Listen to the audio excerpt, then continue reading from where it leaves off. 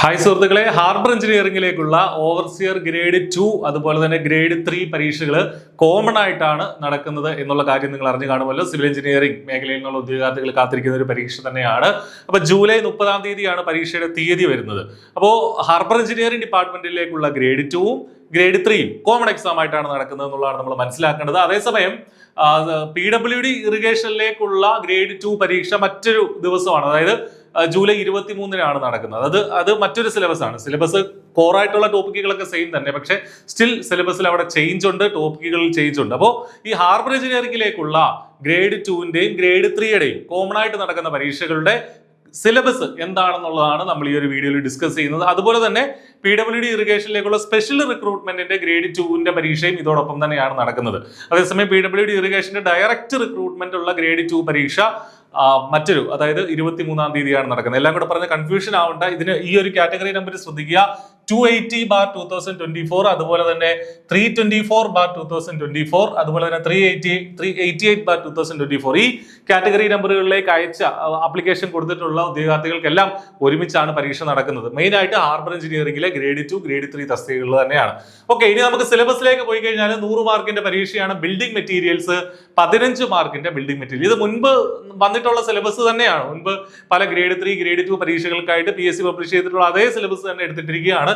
Building materials 15 മാർക്കിനുണ്ട്. ഏതൊക്കെ building materials ആണെന്ന് കൃത്യമായിട്ട് പറയുന്നുണ്ട്. Rock, stones, brick, lime, cement, almost എല്ലാ കാര്യങ്ങളും പഠിക്കണം നമ്മൾ കേട്ടോ. Mortar, timber, admixtures, paint, varnish, metal തുടങ്ങിയ കാര്യങ്ങളൊക്കെയാണ് ഈ ഒരു ബിൽഡിംഗ് മെറ്റീരിയൽ എന്നുള്ള മേഖലയിൽ നമുക്ക് പഠിക്കേണ്ടത്. ഒരുപാട് ചോദ്യങ്ങൾ അവൈലബിൾ ആണ്, മുൻകാലങ്ങളിലൊക്കെ ചോദിച്ചിട്ടുള്ള അതൊക്കെ വെച്ച് തന്നെ വേണം പഠിക്കാനായിട്ട്. 15 മാർക്കാണ് ആ പരീക്ഷയ്ക്ക്, ആ ഒരു മൊഡ്യൂളിൽ നിന്ന്. Construction technology 15 mark. എന്തൊക്കെയാണത്? Components of building, stone masonry, brick masonry, hollow block masonry, arches, foundations, permanent and temporary structures, treatment for building, damp proof course തുടങ്ങിയ കാര്യങ്ങൾ, കാർപ്പൻട്രി, ജോയിൻസ്, പിന്നീട് ഈ പറഞ്ഞ ബിൽഡിങ്ങിന്റെ വിവിധ കമ്പോണന്റ്, ഡോറ്, വിൻഡോസ്, വെന്റിലേറ്റേഴ്സ്, അതിന്റെ parts, floor, roof, ഇത്രയും കാര്യങ്ങളാണ് ബിൽഡിംഗ് കൺസ്ട്രക്ഷനുമായി ബന്ധപ്പെട്ട് പഠിക്കാനുള്ളത്. Then building drawing and planning എന്നുള്ള രീതിയിൽ 10 മാർക്കിന്റെ ചോദ്യങ്ങൾ ചോദിക്കും. ഏതൊക്കെയാണത്? മെയിൻ ആയിട്ട് ഡ്രോയിങ്ങിന്റെ കുറെ കാര്യങ്ങൾ ഇതിനകത്ത് പഠിക്കാനായിട്ടുണ്ട്. ലൈൻസ്, ലെറ്ററിങ്, ഡയമെൻഷനിങ്, കൂടാതെ പ്ലാനിങ്ങിന്റെ കാര്യങ്ങൾ.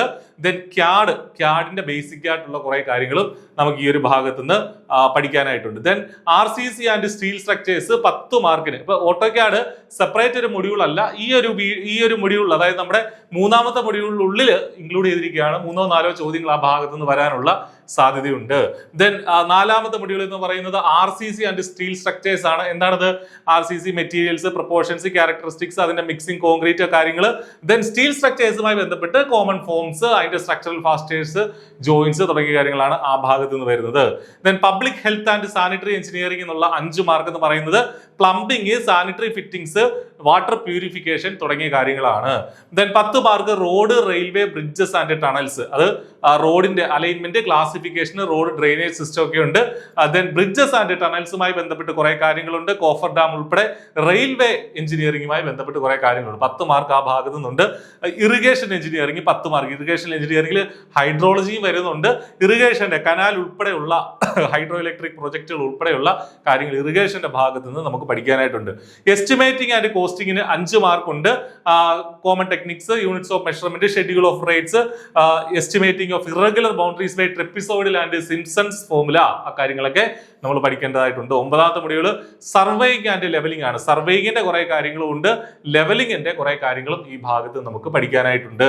Then last module engineering mechanics ആണ്. എഞ്ചിനീയറിംഗ് മെക്കാനിക്സ് എന്ന് പറയുമ്പോൾ അതിനകത്ത് സ്ട്രെങ്ത് ഓഫ് മെറ്റീരിയൽസിന്റെ കുറെ കാര്യങ്ങളോട് ഇൻക്ലൂഡഡ് ആണ്. മെക്കാനിക്സിന്റെ ബേസിക് ആയിട്ടുള്ള കാര്യങ്ങളുണ്ട്.